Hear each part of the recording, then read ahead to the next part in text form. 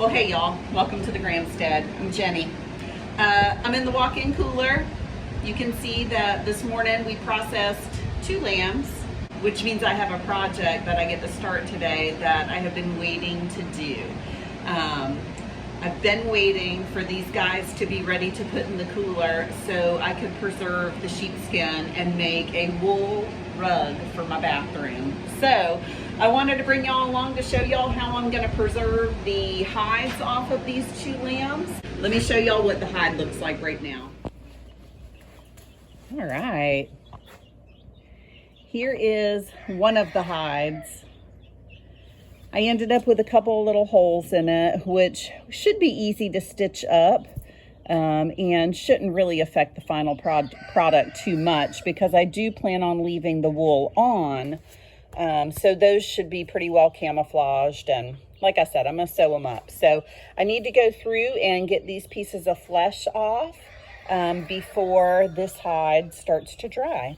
At that point, I'm just going to salt it and wrap it up and let it sit for a little bit.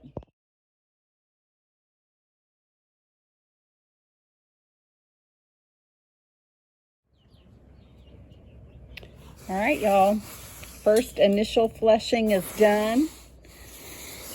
And I've got this all salted. So I'm going to carry it into the walk-in cooler and it'll sit in there where it's nice and cool so we don't get any rot.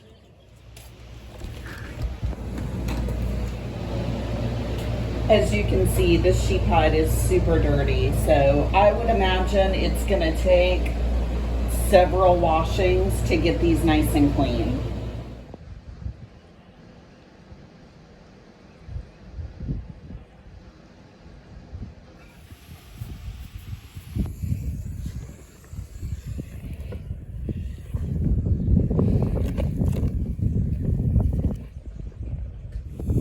All right, y'all, I'm gonna do a water change because that water is nasty.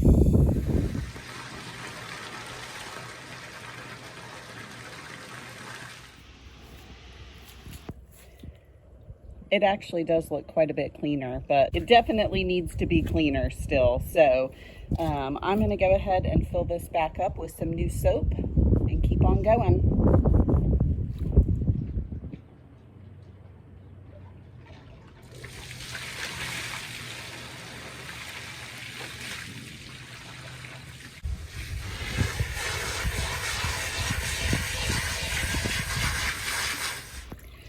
Well, this is so much cleaner.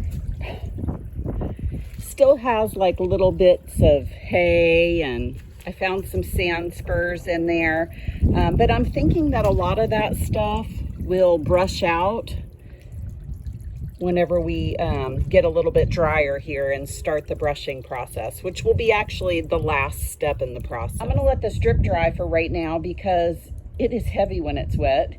And I'm going to move it back into the walk-in cooler and go ahead and do a little bit more fleshing on it now that we've got all the salt off and gotten it much cleaner.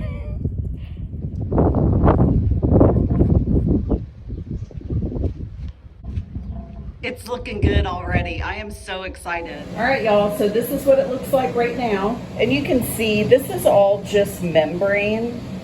It's pretty dirty. Essentially, you want to get all of the membrane off of there, and you really want it to look as white as possible. You do want to keep this moist as you're working with it. You don't want to let it dry out just yet. So let me give it a few minutes and get my tools and we'll get going. All right, so I wanted to show y'all what I'm using here. This is just a grinder wheel and this is a sanding wheel. I figured I would try this because I thought it might be a little bit more gentle on this hide than what I've used in the past when I've done my cow hides. In the past, when I do my cow hides, I just use this wheel, which is actually like a cutting wheel. The cowhide is strong enough though to stand up to this, but I didn't want to risk cutting the sheep hide. It's a little bit thinner than that cowhide, so I opted to go with this, which seems to be working pretty good. It's not as fast as this, but that's okay because I don't want any holes in this hide.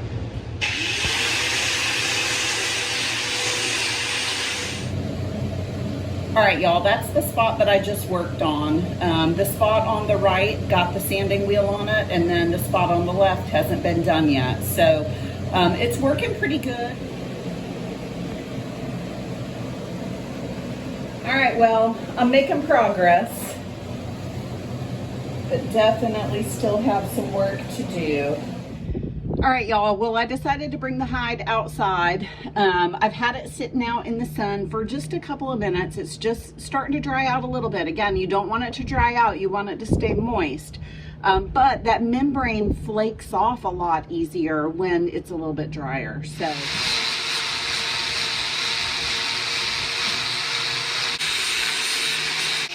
that's working much better.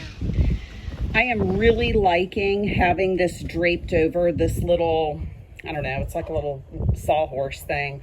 I like having it draped over there. It gives me a nice edge to kind of work on.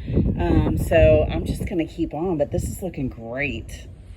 I'm gonna moisten it back up with a little bit of neat's foot oil, just a very, very thin coating of it. I'm gonna fold it back up and put it back in the walk-in cooler until I'm ready for the next step. All right, y'all, it's been a couple of days since I put the neat's foot oil on the hide, and I've just had it sitting in here. I came out here a little while ago, and I actually started brushing it. See how nice and fuzzy and soft it is. I figured since I had a little bit of extra time, I've got a scalpel.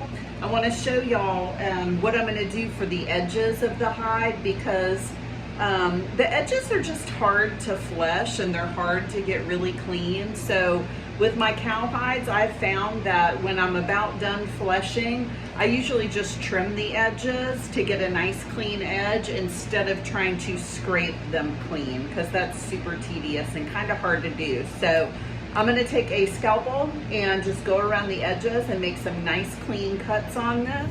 It's looking good so far.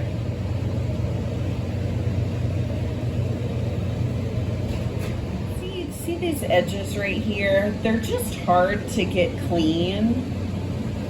So I am just going to do some trimming to make a nice clean edge. All right, so you can see still have that dirty edge right there. Now I've went through and made just a nice clean edge. This hide used to look like that. It's crazy.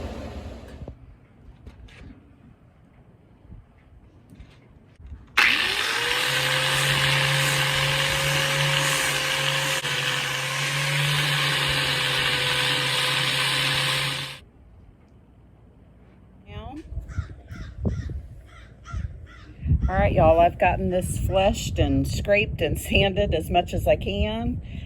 So at this point, I do want to do one more wash on it.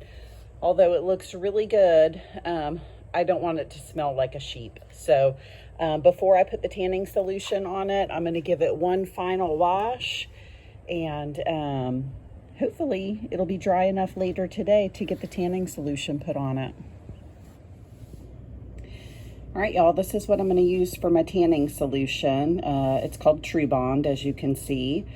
So I'm just going to brush this on to the skin side and just let it soak in for a couple of hours. And then at that point, I'll start stretching it.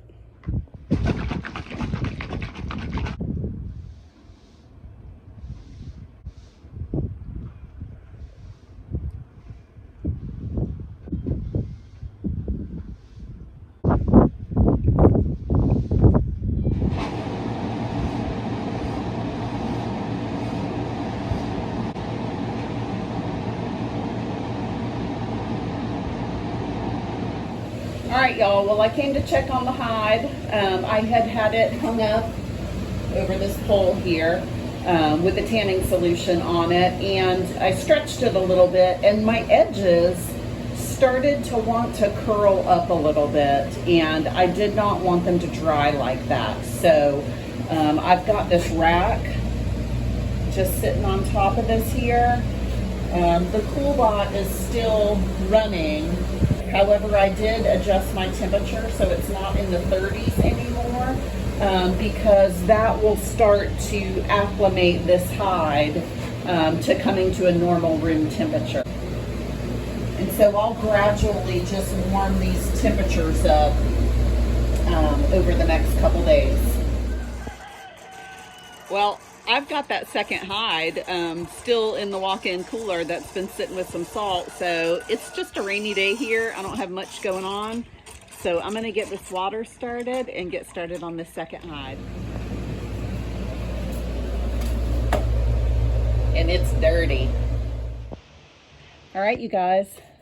Now that this has laid underneath the drying rack for about 24 hours, and now I've pulled it out. It's a nice sunny morning, and I put a little bit more tanning solution on it, and I really want to start to let it dry. It was still really moist even after sitting overnight. Well, really sitting for 24 hours. So I want it to start drying out at this point and being out in the normal temperatures. As the day goes on, I'll just check on it and stretch it and make sure it's doing okay. And then I got my second smaller hide here who still needs a little fleshing and hopefully tanning later today. But you can see the back of this hide. It is beautiful. A little bit thinner.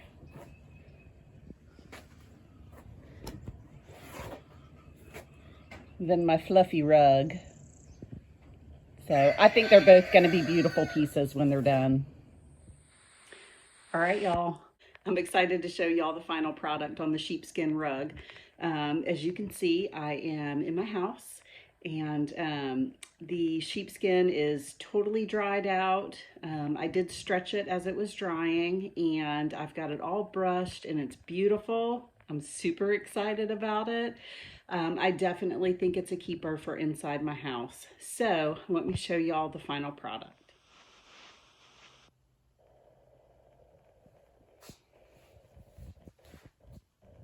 I think it just turned out beautiful. I think it's amazing.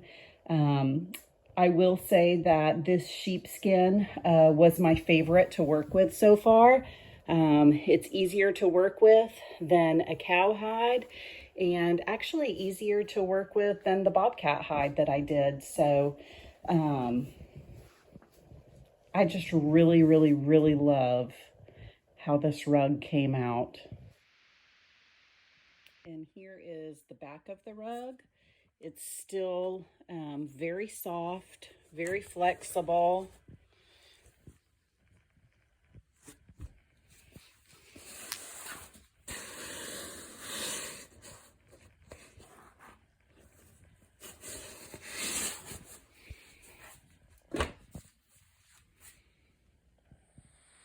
So I hope this hide tanning video just encourages y'all to try something new and maybe try to tan a hide for yourself.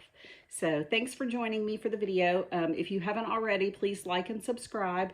And remember, the whole point of our channel is just to share how we grow our homestead in hopes that you can grow your homestead and maybe grow a little bit of food or tan some hides of your own.